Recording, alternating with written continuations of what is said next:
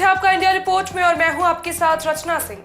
खबर उत्तर प्रदेश के जनपद बलिया से आ रही है, जहां कांग्रेस पार्टी के पूर्व मंत्री स्वर्गीय निर्भय नारायण सिंह के पुत्र महाशक्ति सिंह कंचन मनियर अपने आवास पर मीडिया के सवालों का जवाब देते हुए कहा कि विधानसभा क्षेत्र का जो भी विकास हुआ है पिताजी के वक्त का ही है।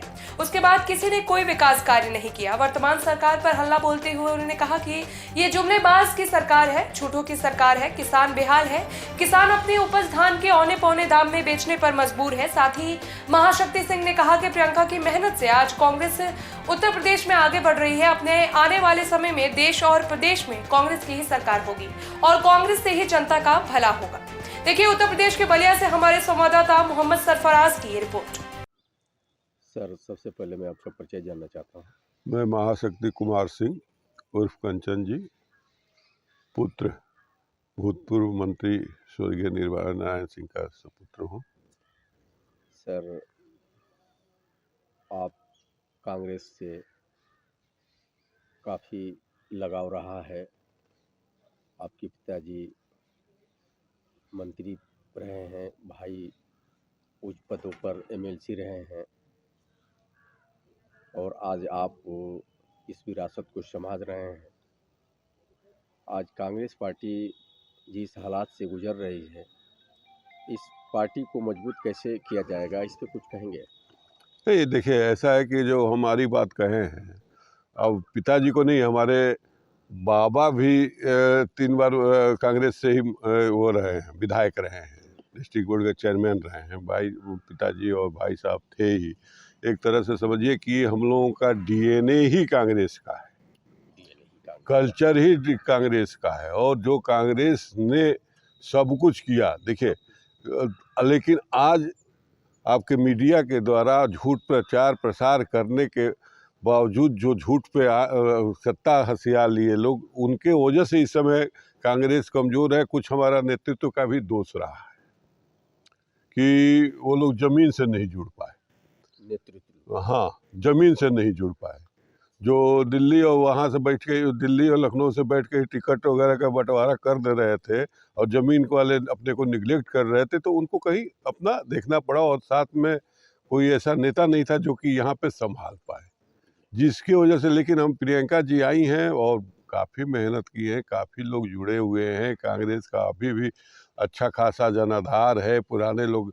और तीसरी चीज़ ये है कि इस समय सपा से, बसपा से, बीजेपी से लोग ऊबे पड़े हैं। भ्रष्टाचार इतना हो गया, महंगाई इतनी हो गई कि जिसका कोई सीमा नहीं है, बेरोजगारी हो गई, माने जिसका कोई माने कोई भी ऐसी चीज़ नहीं है जो जिससे लोग त्रस्त ना हो।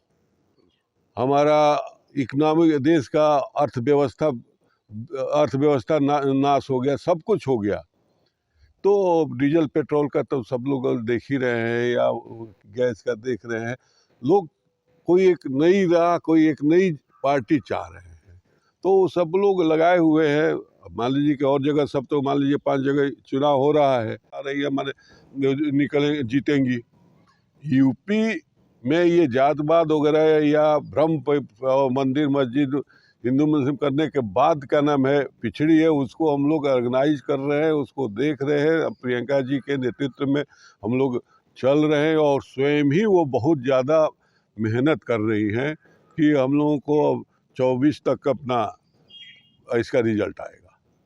22 में भी हमारा परसेंटेज बढ़ेगा, बिल्कुल 100% हमारा परसेंटेज बढ़ रहा है।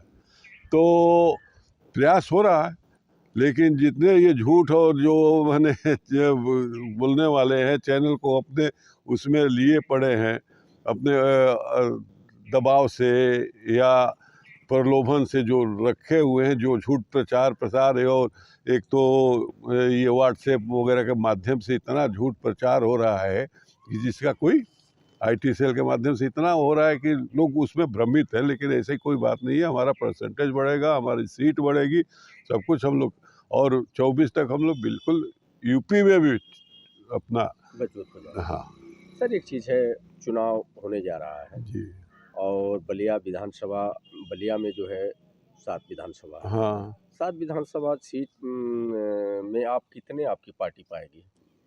देखिए, सही तो ये है कि ज़्यादा से ज़्यादा 1 या 2 पाएगी, फैक्ट तो ये है, हम झूठ मूठ का कहें कि नहीं हमारी इतनी पा जाएगी, एक ये जो पाएगी वही बहुत बड़ी कामयाबी होगी, जो कि एक तरह से कांग्रेस का जनाधार जो था वो कम हो गया, लेकिन अब धीरे धीरे प्रियंका जी के आने के बाद ये बढ़ना शुरू इसका लाभ मिलेगा 100% मिलेगा। 24 में हम लोगों के क्या नाम है, यहाँ से निश्चित तौर पर यूपी में कांग्रेस अपना ज़्यादा एमपी दे देगी। यूपी में कितना सीट पा रहे हैं आप? इसका प्योर अंदाज़ा नहीं है, क्योंकि अभी हम यूपी के देखे नहीं, और मीडिया के माध्यम से हमको विश्वास नहीं होता। जब स्वयं घूमूंगा तो बतला दूंगा कि कितना पा रहे हैं, ये नहीं बतला सकता। मीडिया वाले सब इस समय बढ़ा चढ़ा के कर रहे हैं, वो तो मैं नहीं बतला पाऊंगा। नहीं, सही है। आज भी सच्चे लोग हैं। हाँ, नहीं बोल पाऊंगा, झूठ मूठ मैं कह दूं कि हम ये तो आपका स्वभाव ही बता रहा है। एक चीज है सर, अगर यूपी में सरकार बनती है, अगर आपका सीट जो भी होता है, अगर समर्थन की जरूरत पड़ेगी तो किधर जाएगी आप? ये तो आला कमान देखेगा, समय और परिस्थिति बतलाएगी किधर जाना चाहिए, किसके साथ। अब मान लीजिए कि बीजेपी के साथ तो जाने का सवाल ही नहीं पैदा होता। अब अपने यदि सरकार के हाईकमान विचार करेगी, उसके हिसाब से कि जो जनता के रूप में, जनता के पक्ष में काम करेगी, उसके साथ जाएगी। बट नेचुरल है। सर अंतिम सवाल, आप एक बहुत बड़े किसान भी हैं। हाँ। और आज किसान हित के लिए जो है आप किसानों को प्रोत्साहन भी करते रहते हैं। आज धान के क्रय केंद्र की क्या स्थिति है, जो आज किसान काफी परेशान है? बहुत बुरी स्थिति है। जो लक्ष्य है उससे 35% धान कम क्रय किया गया है। किसानों को कोई सुनने वाला नहीं है, और वो किसान त्रस्त हैं। अब मान लीजिए अब सुन लीजिए किसानों की स्थिति, जो कि पिछले साल 14 रुपया क्विंटल 1400 रुपया क्विंटल धान बिका, इस साल भी 1400 रुपया बिक रहा है। डीजल, मजदूरी, खाद, ये सब बढ़ गया। अब किसान जाएगा कहाँ? अब उसके पास खेती है। आपके दरवाजे पर सर धान पड़ा हुआ है। हाँ, अभी हमारा भी नहीं गया, काफी संख्या में। हाँ, नहीं गया है, नहीं गया है। हमारा 600-700 क्विंटल का है, मुश्किल से 150-200 क्विंटल गया है, नहीं गया है। अब हम लोग जबरदस्ती तो कर नहीं सकते हैं। अब इंस्पेक्टर कह रहा है कि बताइए हम कहाँ से क्या करेंगे, इतना लोग आ रहे हैं, कैसे होगा? जबकि शायद 84, अब पूरा एग्जैक्ट मुझे नहीं मालूम है, 84 क्रय केंद्र थे बलिया में, जिसमें कि 40 बंद कर दिया गया है। तो फिर इस धान का क्या होगा सर? क्या किसान बनियों के हाथ बेचेगी, औने पौने दाम पर बेचेगी। इस सारा दोष किसको आप मान रहे हैं? सारा दोस्त गवर्नमेंट की है, उनकी नीतियों की है, और किसका है भाई? क्रय केंद्र आप कायदे से चलाइए, सबका दान। यही जोगी जी कहे थे कि मैं ऐसी व्यवस्था कर दूंगा जो कि किसानों के खेत से मैं धान और गेहूं ले लूंगा, क्रय केंद्र पर ले दूंगा। जुमलाबाज रही केवल जुमले तक रहा।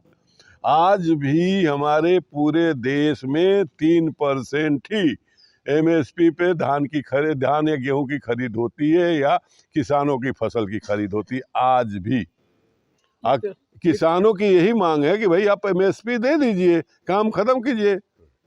आप बताइए, अब किसान, हम बिल्कुल जमीनी स्तर बतलाऊं, जिसके पास 25 बीघे भी इस समय खेत है, 25 बीघे माने आपका 12 एकड़ समझिए, वो अपने लड़के को ठीक से पढ़ा ही नहीं सकता है, और अपनी लड़की की शादी ब्याह या घर बनाने के लिए उसको 1 बीघा बेचना पड़ रहा है।